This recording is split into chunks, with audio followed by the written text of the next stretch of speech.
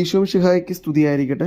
ഇന്ന് നമ്മൾ ധ്യാനിക്കുന്നത് വിശുദ്ധ മത്തായിയുടെ വിശുദ്ധ സുവിശേഷം 7-ാം അധ്യായം 6-ാം വാക്യവും 12 മുതൽ 14 വരെയുള്ള വാക്യങ്ങളുമാണ്.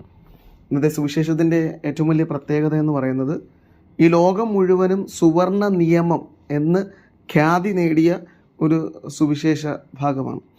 അതായത് വചനത്തിൽ മാത്രമല്ല മറ്റ് ഗ്രന്ഥങ്ങളിലും ക്രിസ്തുവിന് മുൻപും പിൻപും ഇങ്ങനെയൊരു നിയമത്തെ ആളുകൾ താലോലിക്കുകയും കൊണ്ടു നടക്കുകയൊക്കെ ചെയ്തിരുന്നു. നിയമം ഇതാണ്: മറ്റുള്ളവർ നിങ്ങൾക്ക് ചെയ്തു തരണമെന്ന് നിങ്ങൾ ആഗ്രഹിക്കുന്നതെല്ലാം നിങ്ങൾ അവർക്ക് ചെയ്യുവിൻ. അപ്പം സുവിശേഷകനാകട്ടെ ഈ ഒരു ഭാഗത്തെ എടുത്തുകൊണ്ട് ഇത് പഴയ നിയമം മുഴുവൻ്റെയും സംഗ്രഹമാണെന്ന് പഠിപ്പിക്കുകയാണ്. അതായത് മറ്റു മനുഷ്യർക്ക് നന്മ ചെയ്യുക, അതാണ് ദൈവ മനുഷ്യനെ ഉദ്ബോധിപ്പിച്ചുകൊണ്ടിരിക്കുന്നത്. മറ്റു മനുഷ്യരെ സ്നേഹിക്കുക, അവർക്ക് വേണ്ടി നന്മ ചെയ്യുന്നവനാവുക എന്നാണ്. അപ്പം ഈ ഒരു സുവിശേഷ ഭാഗം വരുന്നത് പ്രാർത്ഥനയെക്കുറിച്ച് പഠിപ്പിച്ചതിന് ശേഷമാണ്. പ്രാർത്ഥനയുടെ ശക്തിയെക്കുറിച്ച് പറഞ്ഞതിന് ശേഷം ഉടനെ, അതായത് നിങ്ങൾ എന്ത് ചോദിച്ചാലും സ്വർഗസ്ഥനായ പിതാവ് നിങ്ങൾക്ക് തരും, അവിടുന്ന് സ്നേഹമുള്ള ആളാണ് എന്ന് പറഞ്ഞു വെച്ചതിന് ശേഷമാണ് നിങ്ങൾ അതുകൊണ്ട് നിങ്ങൾക്ക് മറ്റുള്ളവർ എന്ത് ചെയ്യണമെന്ന് ആഗ്രഹിക്കുന്നു അത് നിങ്ങൾ അവർക്ക് ചെയ്തു കൊടുക്കാൻ പറയുന്നത്. അതായത് ദൈവം ഉദാരമതി ആയിരിക്കുന്നത് പോലെ നമ്മളും ഉദാരമതി ആയിരിക്കണമെന്നാണ്. നമ്മൾ ചോദിക്കുന്നതൊക്കെ ദൈവം നമുക്ക് തരും.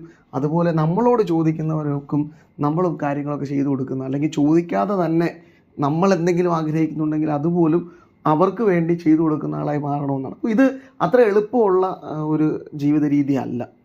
ഈശോ നമ്മെ വിളിക്കുന്നത് അങ്ങനെ ഒരു ജീവിത രീതിയിലേക്കാണ്. കാരണം മത്തായിയുടെ സുവിശേഷത്തിൽ തന്നെ അവസാനം വിധിയുടെ ദിവസത്തിൽ മനുഷ്യരെ വേർതിരിക്കുന്നത് തന്നെ അവർ ചെയ്ത നന്മകളുടെ അടിസ്ഥാനത്തിലാണ്. അതും ലോകത്തെ മുഴുവനും സ്നേഹത്തിൻ്റെ കാര്യത്തിൽ എങ്ങനെ മനുഷ്യൻ ജീവിച്ചു എന്നതാണ്. അതൊരു മതത്തിൻ്റെ അടിസ്ഥാനത്തിലല്ല. ക്രൈസ്തവർക്ക് മാത്രം വെള്ളം കൊടുത്തത് കൊണ്ടോ ക്രൈസ്തവർക്ക് മാത്രം വസ്ത്രം കൊടുത്തത് കൊണ്ടോ അവരെ സംരക്ഷിച്ചത് കൊണ്ടോ എന്നതിൻ്റെ പേരിലല്ല അവൻ അനുഗ്രഹം കാത്തിരിക്കുന്നത്. മറിച്ച് ഈ ലോകത്തിലുള്ള എല്ലാ മനുഷ്യരോടും നീ എങ്ങനെ വർത്തിച്ചു, അതാണ് നിൻ്റെ ജീവിതത്തിൽ വിധിയുടെ അടിസ്ഥാനമായി വരുന്നത്.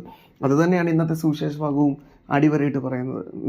നിന്നോട് മറ്റു മനുഷ്യർ ചെയ്യാൻ ആഗ്രഹിക്കുന്നതൊക്കെ ചെയ്തു കൊടുക്കുന്ന നന്മയുള്ള മനുഷ്യനായി മാറണം. അപ്പോൾ യേശുനാഥൻ പറയുന്നത് പോലെ ഇതത്ര എളുപ്പമുള്ള ഒരു ജീവിത രീതിയല്ല. കാരണം ഇതൊരു ഇടുങ്ങിയ വാതിലാണ്. എന്നിട്ട് യേശുനാഥൻ വീണ്ടും പറയും, ഇടുങ്ങിയ വാതിലൂടെ പോയാലേ നമ്മൾ നിത്യജീവിതത്തിലേക്ക് കടക്കുകയുള്ളൂ. ഈ വാതിൽ ക്രിസ്തുവാണ്, ഈ വഴി ക്രിസ്തുവാണ്. എങ്ങനെയാണ് ക്രിസ്തുവിൻ്റെ ജീവിതം ഇടുങ്ങിയതായി പോയത്?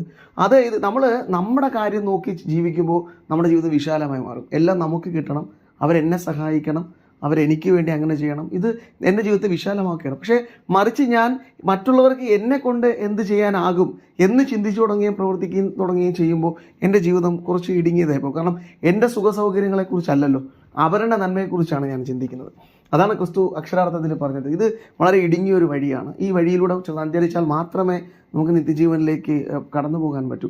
ഇത് വരാനിരിക്കുന്ന ജീവിതത്തെ മാത്രം സന്തോഷപ്രദമാക്കുന്നതിനല്ല ക്രിസ്തു പറഞ്ഞത്. മറിച്ച് ഇന്നത്തെ ജീവിതത്തെ സന്തോഷപ്രദമാക്കാൻ, ചുറ്റുമുള്ള മനുഷ്യരുടെ ജീവിതവും കുറച്ചുകൂടെ മെച്ചപ്പെട്ടതാക്കാൻ എൻ്റെ ഈ ചിന്താരീതിക്ക് സാധിക്കും. ഒരു നല്ലൊരു ലോകം ക്രിസ്തു ആഗ്രഹിക്കുന്നത് പോലെ ഒരു ദൈവരാജ്യം ഈ ഭൂമിയിൽ കെട്ടിപ്പടുക്കാൻ ഈ ഒരു മനസ്സിൻ്റെ അവസ്ഥയ്ക്ക്, ഒരു ചിന്തയ്ക്ക്, ഈ ഒരു നിയമത്തിന് നമ്മെ സഹായിക്കാൻ കഴിയും. അപ്പോൾ ലോകം വളരെ സന്തോഷവും സമാധാനവും നിറഞ്ഞതായി മാറും. കാരണം സ്വാർത്ഥ താല്പര്യങ്ങളെക്കാൾ ഉപരി അവരുടെ നന്മ ആഗ്രഹിക്കുന്ന മനുഷ്യനായി നമ്മൾ മാറും. അപ്പോൾ ഈ ഒരു വചനം ധ്യാനിക്കുമ്പോൾ ഈ സുവർണ നിയമം നമ്മുടെ ഹൃദയങ്ങളിൽ ക്രിസ്തുവിൻ്റെ വചനമായി എഴുതപ്പെടാനുള്ള കൃപയ്ക്ക് വേണ്ടി പ്രാർത്ഥിക്കാം. അങ്ങനെ നമ്മുടെ നന്മയേക്കാൾ ഉപരി അവരുടെ നന്മയ്ക്ക് ലക്ഷ്യം വെച്ച് ജീവിക്കുന്ന വിശുദ്ധരായ നന്മ നിറഞ്ഞ മനുഷ്യരാകാനുള്ള അനുഗ്രഹം നമുക്ക് നൽകണമെന്ന് പ്രാർത്ഥിക്കുക. യേശുനാഥൻ അതിന് നമ്മെ സഹായിക്കട്ടെ. ആമേൻ.